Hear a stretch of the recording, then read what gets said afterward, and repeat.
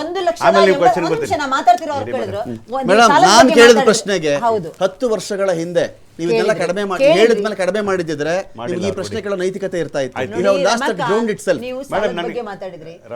ನಾನು ಬೆಲೆ ಏರಿಕೆ ಫಸ್ಟ್ ಮಾತಾಡಿದೆ. ಕಪ್ಪು ಹಣ ನೀವು ಹೇಳಿದ ಅತಿ ಘೋರ ಸುಳ್ಳು. ನಿಮ್ಮದೇ ಡೇಟಾ ಪ್ರಕಾರ ಕಪ್ಪು ಹಣ ಈ ದೇಶದಲ್ಲಿ ಇರಲೇ ಇಲ್ಲ ಅಂತ ನಾನು ನಿಮ್ ಡೇಟಾ ಪ್ರಕಾರ ಪ್ರೂವ್ ಮಾಡ್ಬಿಡ್ತೀನಿ. ಸುಳ್ಳು ಕೇಳಿದ್ರೆ ದೇಶದಲ್ಲಿ ಇಲ್ವಾ? ಇತ್ತಾ?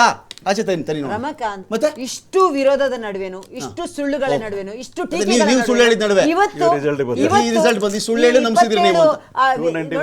ಹೊರ ರಾಷ್ಟ್ರದಲ್ಲೂ ಕೂಡ ಆಸ್ಟ್ರೇಲಿಯಾ ಬೇರೆ ಬೇರೆ ನಮ್ಮ ವಿರೋಧ ರಾಷ್ಟ್ರಗಳು ಕೂಡ ಕಾಂಗ್ರೆಸ್ ವಿನ್ ಆಗ್ಬೇಕಂತ ಹೇಳಿದ್ದು ನಿಮ್ಗೆ ಗೊತ್ತಿದೆ ಯಾವ ತರ ಅಂತ, ಏನಕ್ಕೆ ಅಂತ ಹೇಳಿ ನಿಮಗೂ ಗೊತ್ತಿದೆ. ನೀವು ಓದ್ತೀರಾ ಪೇಪರ್, ನೀವು ನೋಡ್ತೀರಾ. ಆದ್ರೆ ಒಂದಂತೂ ನಿಜ, ಇವತ್ತು ಕಾಂಗ್ರೆಸ್ ವಕ್ತಾರ ಇದಕ್ಕೆ ಉತ್ತರ ಕೊಡ್ಲೇಬೇಕು.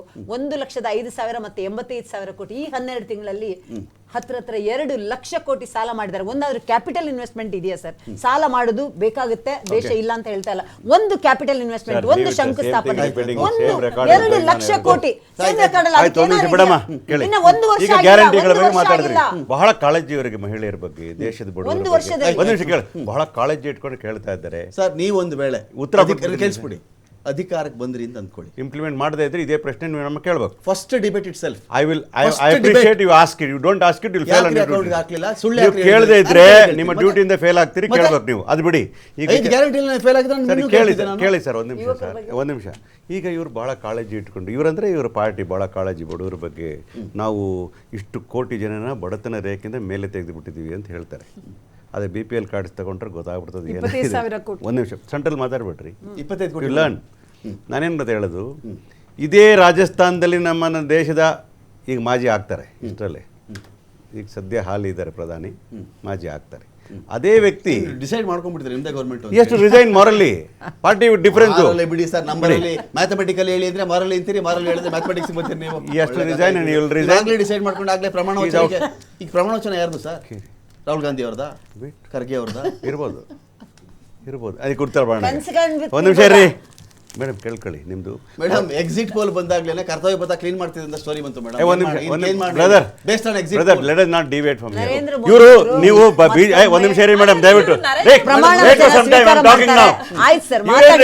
ಕುದುರೆ ಹತ್ರ ಕ್ಯಾಮ್ರಾ ನೋಡ್ಕೊಂಡು ಮಾತಾಡ್ತಾರೆ. ಮನುಷ್ಯರಲ್ಲಿ ಕೂತಾರೆ ಗೊತ್ತಾಗಲ್ಲ, ಹ್ಯಾಂಗ್ ಗೊತ್ತಾಗ್ತದೆ. ಕ್ಯಾಮ್ರಾ ಬಂದ್ ಮಾಡಿ ಅವ್ರು ಸ್ವಲ್ಪ ಹೊತ್ತು, ಅವ್ರ ಕ್ಯಾಮ್ರಾ ಬಂದ್ ಮಾಡಿ ಗೊತ್ತಾಗ್ತದೆ. ಆ ಕ್ಯಾಮ್ರಾ ಬಂದ್ ಮಾಡಿ ಮಾತಾಡ್ತೀನಿ, ಬಂದ್ ಮಾಡಿ.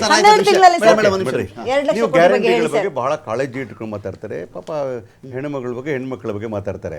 ಇದೇ ಪ್ರಧಾನಮಂತ್ರಿಗಳು ರಾಜಸ್ಥಾನದಲ್ಲಿ ಭಾಷಣ ಮಾಡಿದ್ರೆ ಹೇಳ್ತಾರೆ, ಯಾವುದೇ ಸರ್ಕಾರ ಭಾರತ ದೇಶದಲ್ಲಿ ಈ ತರ ಕಾರ್ಯಕ್ರಮಗಳನ್ನ ಅನುಷ್ಠಾನಗೊಳಿಸಲಿಕ್ಕೆ ಸಾಧ್ಯವೇ ಇಲ್ಲ.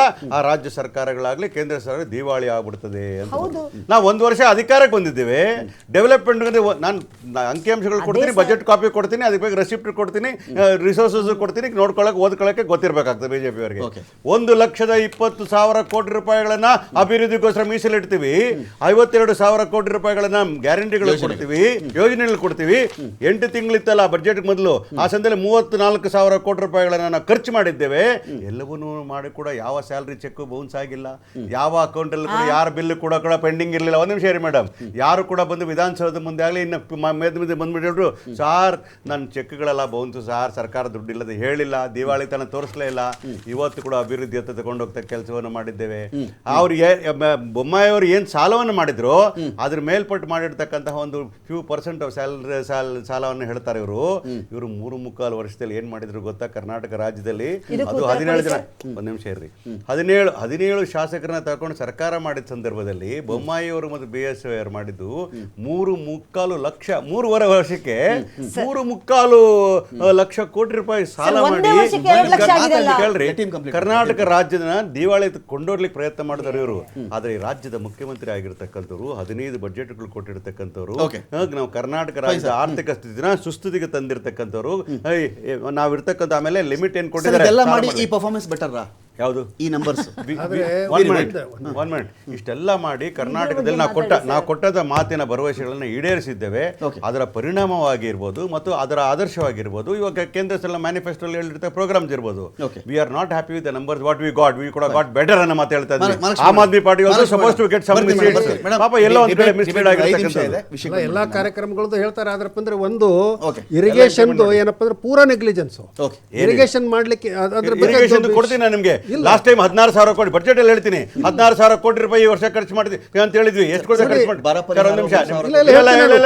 ಸರ್ ಮುಗಿಸ್ತೀನಿ. ನಿಮ್ ಕೇಳಿದ್ರಲ್ಲ ಬಜೆಟ್ ಅಲ್ಲಿ ಹೇಳಿದ್ದು 16,000 ಕೋಟಿ ಇರಿಗೇಷನ್ ಕೊಡ್ತೀವಿ ಅಂತ, ಖರ್ಚು ಮಾಡಿರೋದು ಎಷ್ಟು ಗೊತ್ತೇನು? 18,000 ಕೋಟಿ. ಅಲ್ಲಿ ಕೃಷ್ಣ ಮೇಲ್ದಂಡೆ ಯೋಜನೆಯು ಕೂಡ ಇವತ್ತು ಕಾಮಗಾರಿಗಳನ್ನ ಸ್ಟಾರ್ಟ್ ಸಾಲಲ್ಲ ವರ್ಷ ವರ್ಷ ಖರ್ಚು ಮಾಡ್ತಕ್ಕಂಥದ್ದು.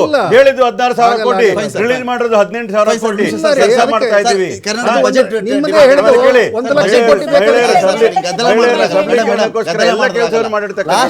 ಸರ್ಕಾರ ದಿವಾಳಿ ಆಗಿಲ್ಲ. ಬಿಜೆಪಿ ರಾಜ್ಯ ಬಜೆಟ್ ಬಗ್ಗೆ ನಿಮ್ ಕೊಟ್ಟಿರೋ ಮ್ಯಾನಿಫೆಸ್ಟೋ ಬಗ್ಗೆ ಒಂದಿನ ಮಾತಾಡ್ತೀನಿ ಮೇಡಮ್. ಕಾವೇರಿ ಕೃಷ್ಣ ಎಲ್ಲ ಪೂರ ಮಹಾಲಕ್ಷ್ಮಿ ಮೇಡಮ್, ಈ ನಂಬರ್ಗಳ ಮೇಲೆ ನಾವು ಮಹಾಲಕ್ಷ್ಮಿ ನಿಮ್ಮ ಹೆಸರಲ್ಲಿ ಯೋಜನೆ ಮಾಡಿ. ಓಕೆ, ಈ ನಂಬರ್ಗಳಲ್ಲಿ ನಾವು ಚೆಕ್ ಮಾಡ್ಕೊಂಡ್ಬಿಟ್ಟಾಗ ಒಂದು ಮೆಸೇಜ್ ಅಂತೂ ಇದೆ ಮೇಡಮ್.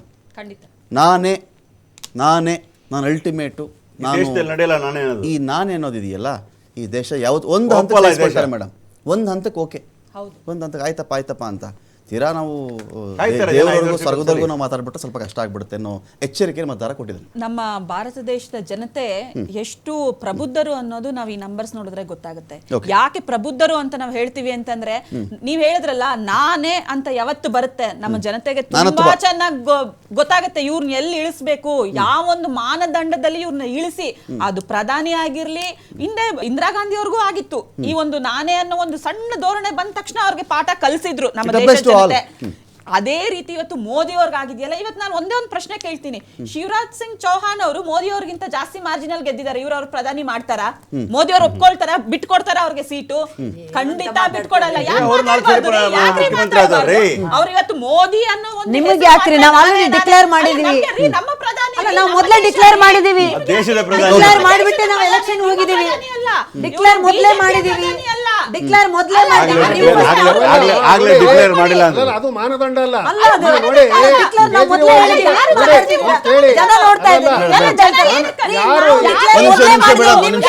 ಗದ್ದಲದಲ್ಲಿ ಮುಗೀತು. ಯಾರ ವಿಷಯ ಯಾರಿಗೂ ಕೇಳಲ್ಲ, ಯಾರ ವಿಷಯ ಯಾರಿಗೂ ಕೇಳಲ್ಲ. ಜಾಸ್ತಿ ಮತ ತಗೋತಾರೆ, ಅದು ಮಾನದಂಡ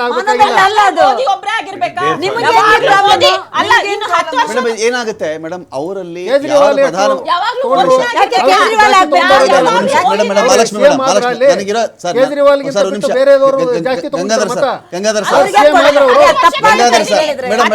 ಮೇಡಮ್ ಏನಾಗುತ್ತೆ ಮೇಡಮ್, ಪ್ರಧಾನಿಯನ್ನ ಡಿಸೈಡ್ ಮಾಡೋದು ಎಂಪಿಗಳು ಡಿಸೈಡ್ ಮಾಡೋದು. ನಾನು ಅಲ್ಲ, ನೀವು ಅಲ್ಲ, ಅವ್ರು ತಗೊಂಡಿರೋ ಲೀಡು ಅಲ್ಲ, ಸ್ವಿಂಗ್ ಪರ್ಸೆಂಟೇಜ್ ಅಲ್ಲ, ವೋಟ್ಗಳು ಅಲ್ಲ, ಯಾವ್ದು ಅಲ್ಲ ಮೇಡಮ್. ಸಿಎಂ ಚಾಯ್ಸ್ ಮಾಡೋದು ಶಾಸಕರು. ಮತ ಕೇಳಿದ್ ಯಾರ ಮುಖ ಇಟ್ಕೊಂಡು? ಇವರು ಅವ್ರ ಎಂಪಿಗಳನ್ನ ಮುಖ ಇಟ್ಕೊಂಡು ಮತ ಕೇಳಿಲ್ಲ, ಮೋದಿ ಮುಖ ಇಟ್ಕೊಂತಾನೆ ಮತ ಕೇಳಿದ್ರು. ಇವ್ರು ಎಂಪಿಗಳಂತೆ ಇವ್ರಿಗೆ ಲೆಕ್ಕನೇ ಇರ್ಲಿಲ್ಲ ಬಿಡಿ ಪಾಪ. ಅವ್ರು ನಾವ್ ಯಾರು ತಗೊಂಡ್ ನಿಲ್ಸಿದ್ರು ಮೋದಿ ಮುಖ ಕೊನೆಗಾದ್ರೂ ಒಂದು ಪಾರದರ್ಶಕವಾಗಿ ಎಲೆಕ್ಷನ್ ಕಮಿಟಿ ಕೆಲಸ ಮಾಡಿದ ಅಂತ ಹೇಳಿ ಈಗಲಾದ್ರೂ ವಿಪಕ್ಷಗಳು ಒಪ್ಕೊಳ್ತಾರೆ ಅಂತ ಅನ್ಕೊಂಡಿದ್ದೀನಿ ನಾನು. ಯಾವಾಗ್ಲೂ ಟೀಕೆ ಮಾಡ್ತಾ ಇದ್ರಿ, ಯಾವಾಗ್ಲೂ ಟೀಕೆ ಮಾಡ್ತಾ ಇದ್ರಿ,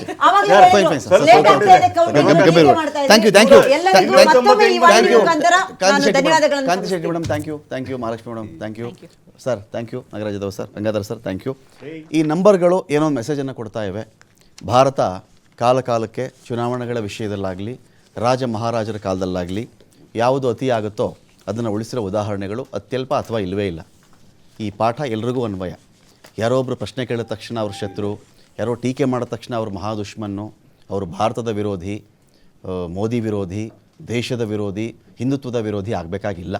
ಪ್ರಶ್ನೆ ಕೇಳುವ ರೈಟ್ಸು ವಿತ್ ಅಡಿಕ್ವೇಟ್ ಡಾಕ್ಯುಮೆಂಟ್ಸ್ ಪ್ರತಿಯೊಬ್ಬ ಭಾರತೀಯನಿಗೂ ಇದೆ.